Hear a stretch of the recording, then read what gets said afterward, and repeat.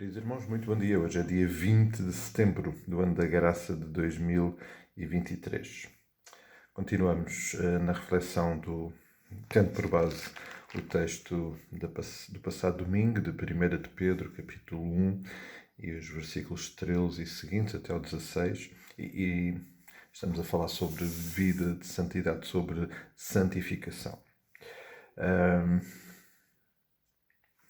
Temo que muitas vezes, em muitas circunstâncias, nós tornemos vulgar alguns termos, mas mais do que alguns termos, alguns conceitos, tornamos vulgar alguns aspectos fundamentais da nossa identidade em Cristo. E tornamos muitas vezes fáceis algumas respostas, quando nada disto é fácil. Tudo o que diz respeito à vida cristã, nada é fácil. Tenho andado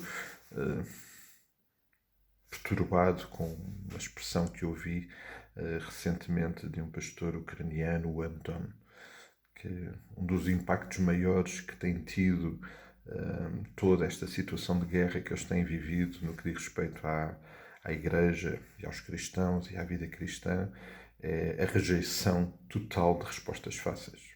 Porque numa situação daquelas não há respostas fáceis. E muitas vezes temos tornado fáceis alguns conceitos, alguns aspectos fundamentais da nossa vida cristã que não são fáceis, mas que são muito importantes. Quando falamos de santificação, falamos de algo muito, muito importante. O Pedro está-nos aqui a dar uma visão daquilo que não pode, aquilo que tem que ser rejeitado, aquilo que tínhamos anteriormente e que agora não pode acontecer mais. E no versículo 15 ele diz, pelo contrário, segundo é santo aquele que vos chamou, tornai-vos santos. Tornai-vos santos, tornai-vos separados de toda essa realidade que anteriormente era normal, mas que agora não é. Que agora é contrário à nossa nova natureza. O autor da Carta aos Hebreus, e o irmão Edu lembrava isso no passado domingo, faz uma declaração, deixa uma exortação que nós conhecemos tão bem e que, lá está, precisa de ser... precisamos de incorporar no nosso viver diário. No versículo 14 do capítulo 12, ele diz que devemos seguir a paz com todos e a santificação, sem a qual ninguém verá o Senhor.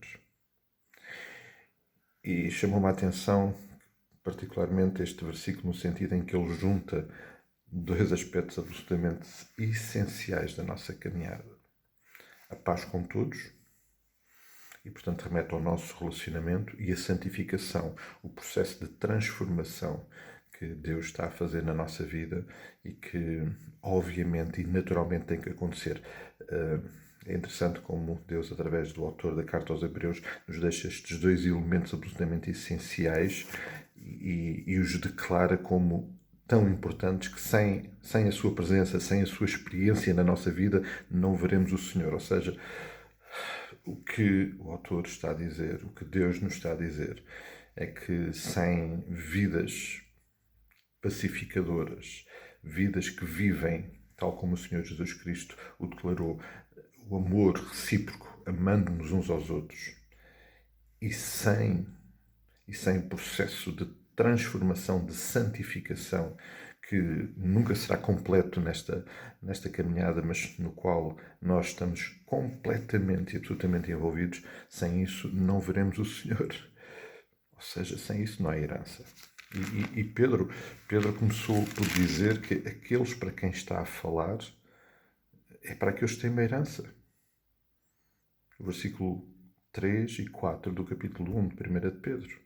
Quando ele se apresenta àqueles com quem está a falar, ele declara que está a falar para filhos de Deus, resgatados, regenerados, mediante a ressurreição do Senhor Jesus Cristo, para aqueles que estão a caminhar por uma herança incorruptível, imarcessível, reservada para eles no céu, para nós no céu.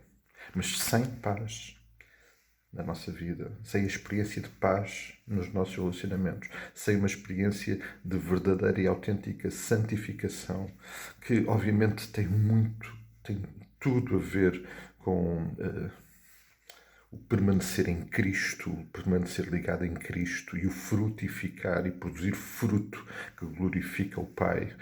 Sem isso acontecer, não veremos o Senhor. Ou seja, estamos a declarar pelas nossas ações, pela nossa vida, que rejeitamos a herança. Porque é evidente que a santificação é um resultado, é um efeito natural de vidas regeneradas, de vidas nas quais Jesus Cristo se faz presente, nas vidas através das quais Jesus se revela. E por isso nós precisamos estar absolutamente convictos da transformação diária que o Senhor está a operar na nossa vida em cada um de nós. Eu creio que vale mesmo a pena pensar sobre isto, vale a pena orar sobre isto, vale a pena tomar decisões por causa disso. Que o Senhor nos abençoe e dirija. Continuamos a orar uns pelos outros e, se o Senhor nos permitir, nos iremos encontrar. Um forte abraço.